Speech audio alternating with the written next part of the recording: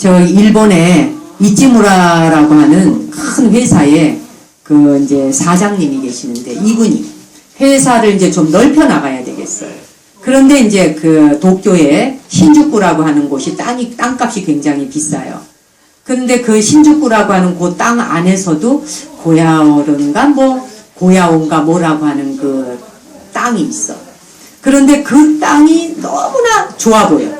그래서 이 땅을 좀 사면은 자기네 회사를 좀 더 넓혀 나갈 수가 있겠어요. 그런데 그 땅 주인이 할머니야. 근데 이 할머니가 굉장히 성격이 꼬창꼬창한 분이라. 꼬창꼬창한 분이라서 그 뭐 땅 파네 이런 소리. 그러니까 요게 노른자라 그러잖아요. 강남에 가면 노른자 땅 얘기 많이 하죠.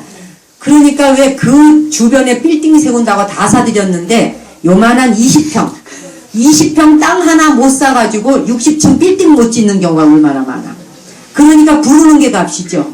그래서 어떤 사람 10억 주겠다. 노. 20억 주겠다. 노. 30억 주겠다. 노. 50억 준다. 그러면 조금 생각해 볼까.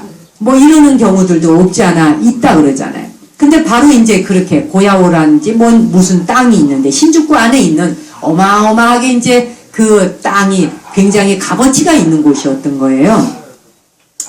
근데 그 땅을 사고 싶은데 이 땅의 주인인 할머니가 여러 사람이 그동안 시도를 했지만 절대로 그 땅을 팔질 않는 거예요.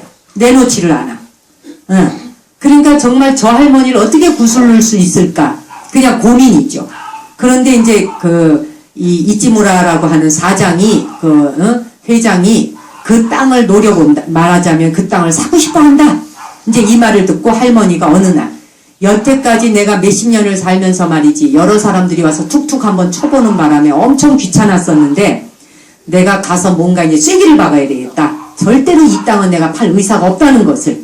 그래서 이제 하루는 겨울에 막 눈이 내리는데 펑펑 눈이 내리는 눈을 맞으면서 이제 그 회사를 찾아갔어요. 찾아가서 이 현관에 떡 들어서니까 그 이제 접수대에 있는 아가씨가 접수받는 아가씨가 뻘떡 일어나갖고 그 할머니가 무슨 일로 왔는지 뭐 그 땅 주인인지 전혀 모르죠. 그거 모르는데 할머니가 이제 썩 들었으니까 막 눈을 막 머리에 옷에 맞고 들어왔어. 그리고 이제 막 길을 그냥 걸어서 막 왔다 보니까 신발에 이렇게 흙도 좀 묻어있고 이래. 그래서 이제 접수대에 있는 그 아가씨가 뻘떡 일어나가지고 어서 오십시오라고 하면서 얼른 달려가서 세수 수건을 하나 들고 와서 막 눈을 먼저 탁탁탁 털어준 거라.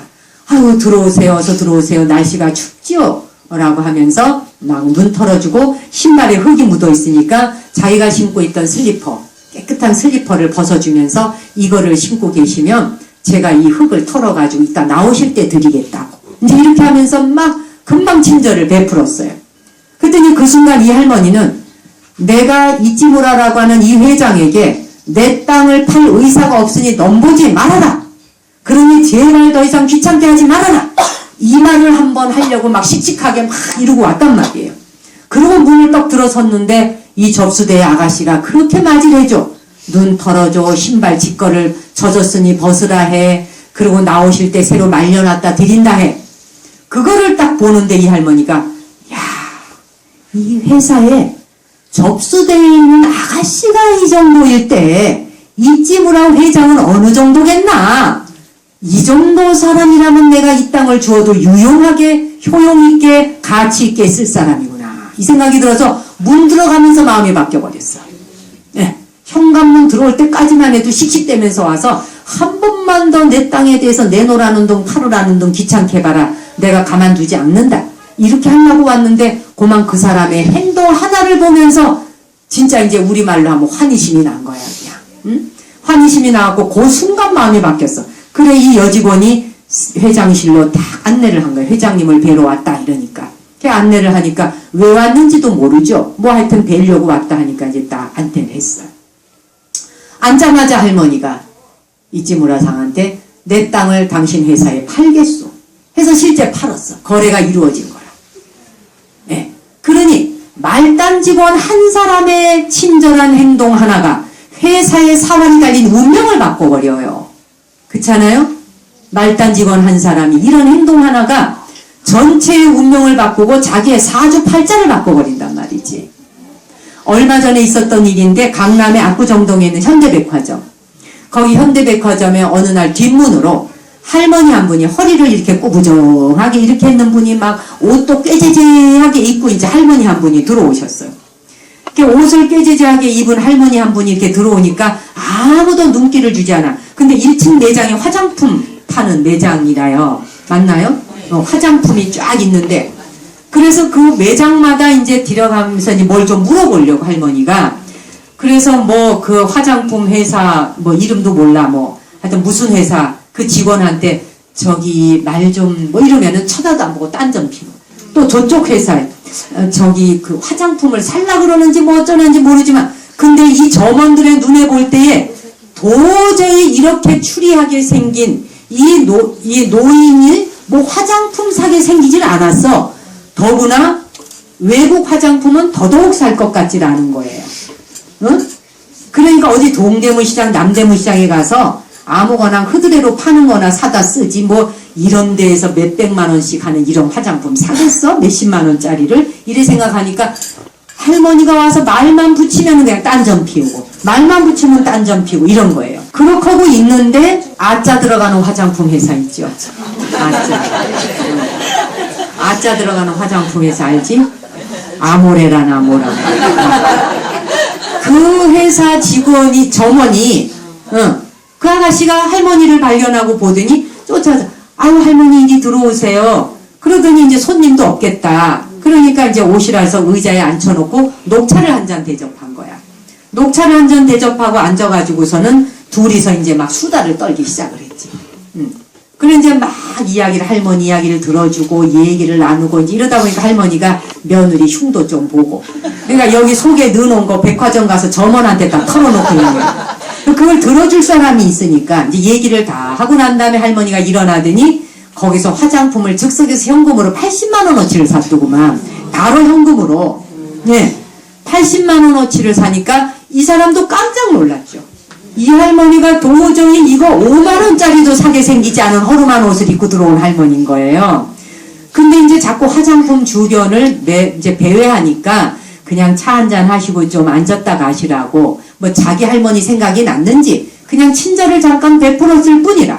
그런 심성을 가진 사람들이 있잖아요. 왜? 돌아가신 할머니 생각 또는 자기가 할머니를 사랑하는데 할머니가 편찮으시다든지 뭐 이래서 우리 할머니 생각하고 친절을 베푸는 손주들도 있단 말이죠. 아마도 그래서 복을 받았는지 80만 원어치를 매상을 올린 거야. 그러면서 이 할머니가 가면서 앞으로도 내가 꼭 이 회사 제품만 쓰도록 할게. 오늘 내 이야기 들어줘서 고마워. 이러고 가셨대. 그래서 그것이 그 회사 사보지에 실렸어요.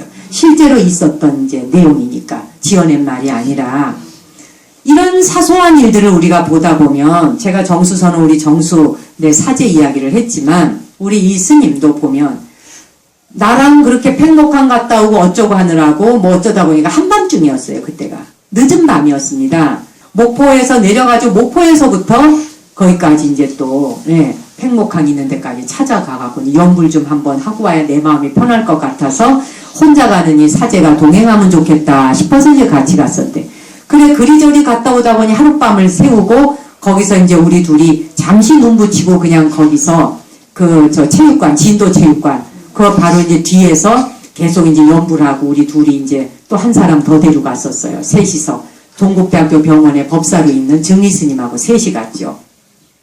기도하고 이제 오다 보니까 이 절에 누가 이제 온 거야. 밤에 정수선언에. 그런데 이제 어머니 보살님 저 모친이 주무시려고 이제 문 닫아놓고 있는데 누가 왔단다고 이러니까 전화를 이리 했지 이제. 그러니까 정수 스님이 보살님 문 따드리세요. 문 따드리고 들어가서 기도하고 계시라 그래서 제가 곧 갑니다. 그게 이미 굉장히 늦은 시간이었어요. 제가 기억하기로. 그 늦은 시간이었는데 아유 저기 그러면 나 같으면 이럴 수도 있는 거야. 그 보살님한테 전화해서 보살님 거기 노보살님 혼자 계시고요. 문도 더듬거리고 땄다 열었다도 잘 못해요. 너무 늦었어. 그만. 그러니까 그냥 내일 새벽에 오셔. 라든지. 응? 이럴 수도 있는데 보살님한테 전화해서 문 따드리세요.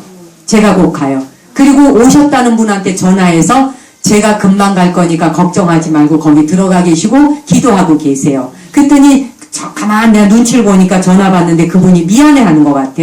너무 늦었나. 그래서 사연인즉슨 그분이 직장인이었는지 퇴근하고 어쩌고저쩌고 일 보고 오다 보니 너무 늦은 시간에 와버린 거야. 그게 거의 밤 9시, 10시 무렵이었는 걸로 생각이 들어요. 그렇게 정수 스님이 들어가 계세요. 기도하고 계시면 늦어도 제가 가니까 제가 갈 때까지 계세요. 이러니까 그 보살님은 굉장히 고마웠을 거 아니에요. 얼마나 고마웠겠어요. 그런 스님이.